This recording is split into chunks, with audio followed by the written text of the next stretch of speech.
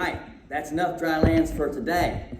Actually, for this series of instructional videos, we're going to save the exercise and stuff like that for our great fitness department. They have some really good videos online, and they have some live workouts. So check out the website, and if you want to get some good workouts, check it out. Today, I want to first revisit, sorry, I'm so tired from all that dry land training, but we're going to revisit the butterfly. And yesterday, I told you that the butterfly was invented on the Amazon. Well, after some extensive research, I found out that it was not invented on the Amazon. But I do have a real fact. That guy, my dad, Coach Fadgen, who told me that story, actually still holds the record set in the early 1950s for the 200 butterfly. Yes, folks, he still holds the record. The butterfly back then was swam with a breaststroke kick. You ever heard of that before? But back then, that's where the butterfly was swam. And then shortly after he broke the record, national record, collegiate record, the stroke changed and they added the dolphin kick to the butterfly, where it's now such a beautiful stroke. But that is a true piece of trivia, and I'm very proud of my dad. Now, today's lesson is on another common mistake people make when swimming in freestyle. We talked about the catch part of the stroke. We talked about the rotation, rolling your body, the importance of the body roll.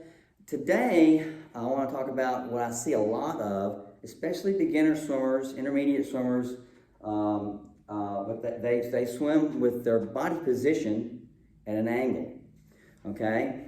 Now, what's this? Correct, water.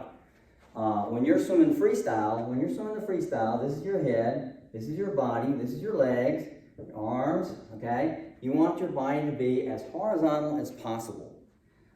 This makes you go through a very small hole, actually just be here, and you have very little frontal resistance. I see a lot of people with their head up way up here, and that makes their hips and feet sink down, and they're kicking down here underwater. Now look at the frontal resistance you have here. A lot bigger frontal resistance. Just dragging, like swimming like a bulldozer through the water. You want to get those feet up. Now what I see a lot of beginners, or intermediates, people are just getting into swimming, especially runners, because they have such strong legs. They go to their legs and they kick harder to try to get their feet up. All that does is do this. You have their head still up, their bottom's down here, and their feet are up here. And they're still got a lot of frontal resistance. Plus, some of the largest muscles in your body is in the glutes and the thighs and the quads.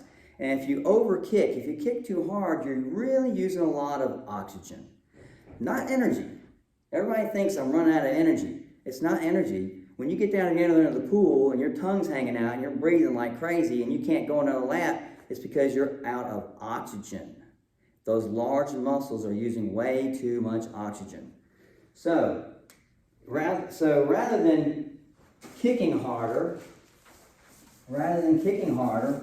you've got to change your body position and get that head down so your bottom comes up and your feet are here at the surface, kicking like they should, or kicking just below the surface.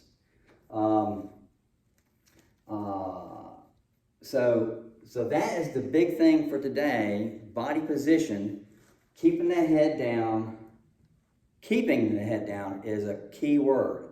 I see people with their head down, and then when they turn to breathe, they lift their head a little bit to get a breath of air, and then putting their head back down again. Lifting their head. Every time they lift that head, the feet and hips go down a little bit, and it's enough to make a big difference at the end of the pool, especially at the end of a mile swim for you triathletes.